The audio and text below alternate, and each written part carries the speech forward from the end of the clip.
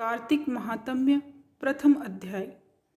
नैमिषारण्य तीर्थ में श्री सूत जी महाराज शौनक आदि 88,000 ऋषियों से बोले, अब मैं आपसे कार्तिक मास के महात्म्य की श्रेष्ठ कथा कहता हूँ, जिसे सुनकर मनुष्य हर प्रकार के दुखों से छूटकर बैकुंठ को प्राप्त कर लेता है। सूत जी ने कहा, श्री कृष्ण जी से आज्ञा लेकर नारद जी के चले जाने पर सत्यभामा प्रसन्न होकर बोली कि हे नाथ, मेरा जीवन सफल हो गया। मेरे माता पिता भी धन्य हो गए, जो आपकी समस्त रानियों में मैं प्रिय हुई।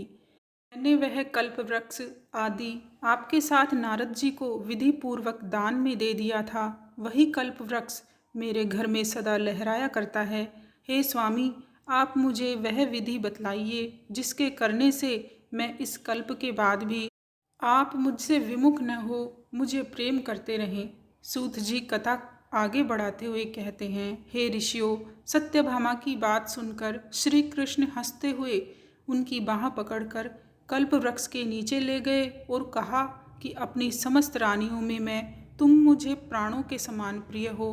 कल्प वृक्ष की तुम्हारी इच्छा की पूर्ति के लिए मैं इंद्र से भी युद्ध को तैयार हो गया था। फिर क्या तुम्हारे प्रश्नों का उत्तर न दूंगा? सूत जी बोले, हे ऋषियों, मैं आपको वह कथा सुनाता हूँ जब भगवान श्री कृष्ण सत्यभामा जी के साथ गरुड़ पर सवार होकर इंद्र के पास स्वर्गलोक का कल्प वृक्ष मांगने गए और इंद्र ने देने से मना कर दिया, तो गरुड़ के साथ इंद्र का घोर युद्ध हुआ था। सत्यभामा ने भगवान से कहा, हे प्रभु, पूर्व जन्म में मेरा स्वभाव कैसा था? मैं किसकी पुत्री थी? मैंने कौन से दान, व्रत या तप नहीं किए जिसके कारण मुझे मृत्युलोक में जन्म लेना पड़ेगा? मैंने कौन से ऐसे पुण्य कर्म किए थे जिससे आपकी अर्धांगिनी हुई और आप गरुड़ पर सवार होकर मेरे साथ संसार में विचरते हैं?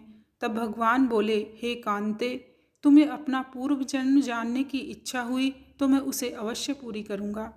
सतयुग के अंत की बात है।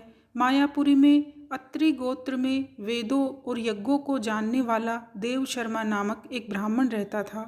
वह रोज अतिथि सेवा, हवन और भगवान सूर्य की पूजा करता था। वह सूर्य के समान तेजस्वी हो गया था। उस ब्राह्मण को बुढ़ापे में एक गुणवती नामक कन्या प्राप्त हुई। देव शर्मा ने उसका विवाह चंद्र नामक अपने शिष्य के साथ कर दिया और उसे पुत्र की भांति ही अपने पास रखा। एक बार दोनों कुशा और यज्ञ के लिए समिधा लेने को हिमालय की तलहटी में पहुँचे। तभी उन्हें एक राक्षस अपनी ओर आता दिखा। उस राक्षस को देखकर दोनों का शरीर शून्य हो गया और वे अपनी रक्षा के लिए कोई उपाय न कर सके। राक्षस ने दोनों को मार डाला। दोनों बड़े धर्मात्मा थे, इसलिए उन्हें लेने मेरे पार्षद आए और उन्हें अपने साथ बैकुंठ में लेकर गए। क्योंकि उन्होंने आजीवन सूर्य की पूजा की थी, इसलिए मैं दोनों पर अति प्रसन्न था। वे दोनों विमान पर चढ़कर बैकुंठ लोक में पधारे और मेरे पास दिव्य भोगों का आनंद लेने लगे। कार्तिक महात्म्य पहला अध्याय संपन्न। बोलिए राधा दामोदर भगवान की जय।